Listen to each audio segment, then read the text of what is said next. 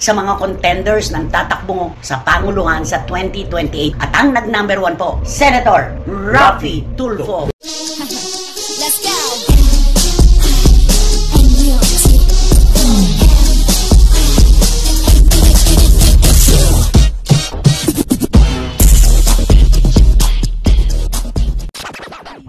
Darating na eleksyon. Ay, yun na! Saka magbago na ang lahat. Tama. Bago na ang lahat-lahat.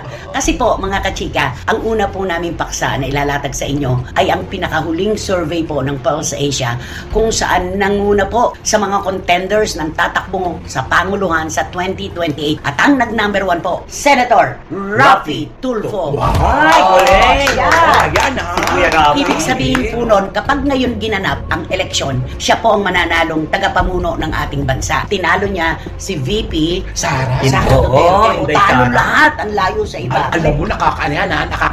Nakakaalerto. Nakakaalerto yan para sa mga nakaupo ngayon at nagnanais tumakbo. Malayo pa naman po, malayo pa ang eleksyon. 2024 pa lang tayo, may 4 na taon pa tayo Ay, bibilangin. ayan, Pero nakaka-alarma yung ganyan na ngayon pa lamang talagang lumulutang na ang pangalan Oo. ni Idol Raffy Tulfo. Ano komento mo? Noon pa naman yan nung tumakbo nga sa senador, di ba, sinasabi nga na Hindi mo na niya inamin na hindi tatakbo niya siya. inamin nagtako. Pero nung marami nagsabi, nung nag-file na siya ng COC, sinabi na, naku, mabiging number 1 ito sa Senate. Pero siyempre, Si Robin Padilla, hindi natin alam kung anong nangyari, di ba? Bakit Sa Panguluhan, ngayon, ang palagay mo? pag-upo niya bilang senador, ito na, lumalabas na pwede siya maging presidente. Kasi doon sa mga atake niya kasi sa mga ibang mga senador. Na yung sa iba mga- ay hindi sang-ayon. Oo.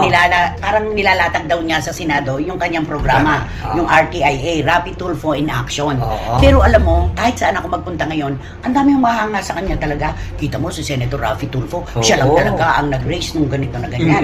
Yung tanong na ganito, diretso talaga, di ba? Oo. Correct.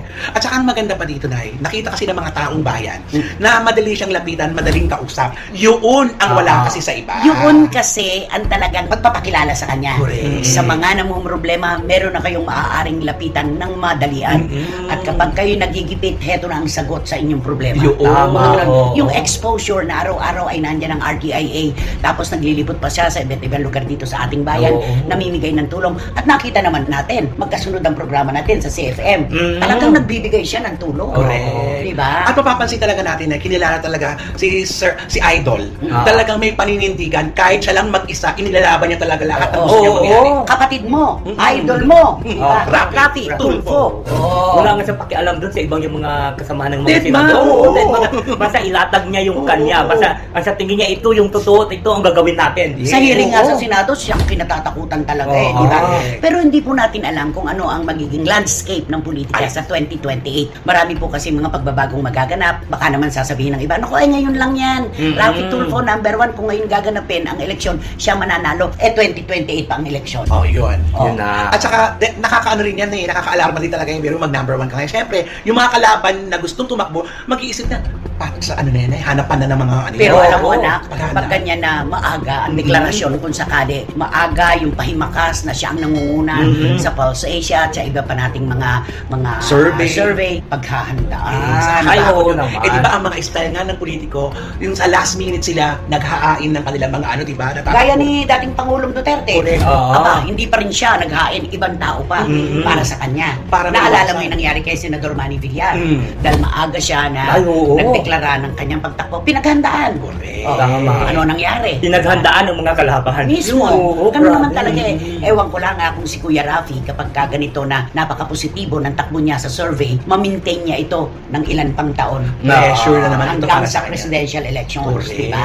Napakatindi. Iba talaga yung araw-araw na nakikita. Ay, sinabi mo pa na. Tsaka masang-masa. Yun, Diba? si Idol Raffy Tulfo. Sabi nila, puro Tulfo. Ano to? Dynasty. Nandyan na si Congressman Erwin Tulfo. Si Kuya Ben Tulfo daw, tatakbo rin. Tatakbong senador. Tapos senador din daw si Kuya Raffy. Ano to? Tulfo. Tapos yung anak niya pa daw, congressman ngayon. Congressman Ang wife ngayon sa na kasi, Quezon City. ay congressista din, sa party list. Di puro Tulfo na. Yun. Gusto mo ba yun? Naku, so baliktad naman tayo sa dynasty. Ay, hindi, pero sa akin naman, walang problema yun Basta maganda ang ano nila sa taong bayan. Yun ang laging sinasabi ng matatanda. Walang dynasty, walang dynasty, walang ganyan. Magandang serbisyo serbisyo ang pinag-uusapan. Tama, oo. Kapag maganda ang ipinakikita ng isang lingkod bayan, yun yung nananalo. Oo. Kaya yung dynasty, kung minsan hindi naman talaga pinapansin yan, di ba? Correct. Tama. Nagkakataon lang yan, nanggagaling to sa mga kalaban. Yun ang pang ano nila eh. Oo. Yan na naman. Sila Oo, na naman. Sila po pwede kukuha sa mag-anakan. Yun na naman ang patatakbuhin. Pero sila ang nasa likod. Totoo. Nung nakaupo. Oo. Parang ganon. Correct. Kasi mayroon naman katulad yan sa mga mayor, di ba? Sabihin nila, ako, mas gusto pa naman namin ito si mayor na lang ang tatakbo kasi maganda ang papalaga niya Serbisyo. sa atin, maganda ang serbisyo sa atin, tapos tayo tinutulungan niya talaga, dapat wag na sa palitan. Di ba meron Oo. mga Saka ganyan? ang feeling kasi ng ating mga kababayan, sa kalahatan na, Oo. parang si Kuya Rafi Tulfo, ang lapit-lapit para mahipo. Ayan, Siya ang oo. bumababa sa mga tao para siya ay makatulong. Correct. Isipin mo yung araw-araw niyang tinutulungan. Oo. Di ba? Sasabihin ng iba, ay hindi naman siya gumagawa niyan. Sino nag-endorse? Correct. Di ba? Ilalapit niya sa iba't ibang sangay ng ating pamahalaan. At saka yung mga taong tinulungan niya, na nakausap siya, nakadaupang palad, yun ang tutulong din kay Sir Rafi na ikalat ang magandang nagawa sa buhay Totoo. niya. Tama, oo. Yun ang kanyang nagiging promo eh, no? Yes. Parang PRO niya yung mga kababayan natin na nantutulungan niya. Correct. Ikaw, anong unang-una mong gustong marinig kay Kuya Rafi Tulfo kung siya talaga ay tatakbo sa 2028 sa Panguluhan? Ay di, una-una kung nagpahayag na siyang tatakbo sa presidente, gusto kong malaman sa kanya na talagang ayusin niya yung problema ng bayan. Ano nga ang mga Oo. problema ng bayan? Ay katulad yan, siyempre, alam mo naman yung ibang mga politiko natin, puro pangako, di ba? Ba, yung sinasabi na 20 pesos yung bigas, di ba? Yung mga ganyan. Di siyempre kay Kuya Rafi, kahit hindi na sa mangako, basta importante ipakita niya ang na magtrabaho siya ng gusto para sa bayan. At mabigyan ng pagbabago ang Oo. ating mga kababayan. di ba? Yes. Hindi ba yung mga politiko mayroong kasabihan na kapag ako ay nanalo, pati mga mukha nyo, Papas- sinistado. Oo, di ba? ganyan. Pero kapag ako ay natalo, bigay nyo.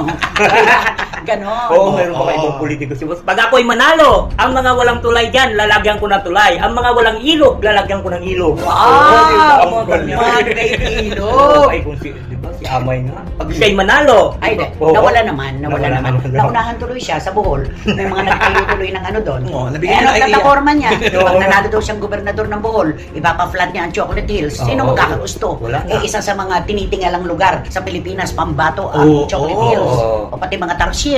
Oo. Di ba? Gusto niyang paoperahan para lumiit ang mga mata. Ano mangyayari doon? Di ba? Oo, yan Ako po. talaga, malaki ang pag-asa ko na kapag ka ganito ng ganito at na-maintain ni Kuya Rafi, yung survey na to hanggang sa 2028 na, palagay ko, meron tayong magiging Pangulo na Tulfo ang apelido. Tama. Naku, yan ang kaabang-abang kasi ano lang pa naman Oo ngayon, nga. kakataon pa kasi. Tapos, At saka, di ba, may picture pa siya kasama sa First Lady at saka Oo. si Pangulong Bongbong.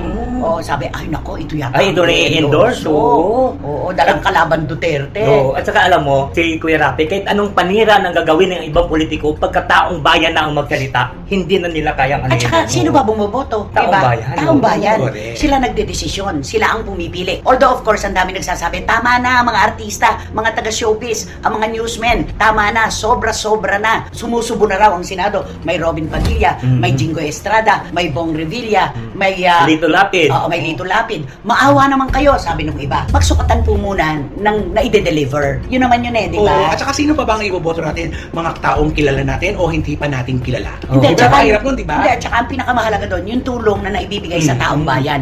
Doon susukatin ang serbisyo publiko.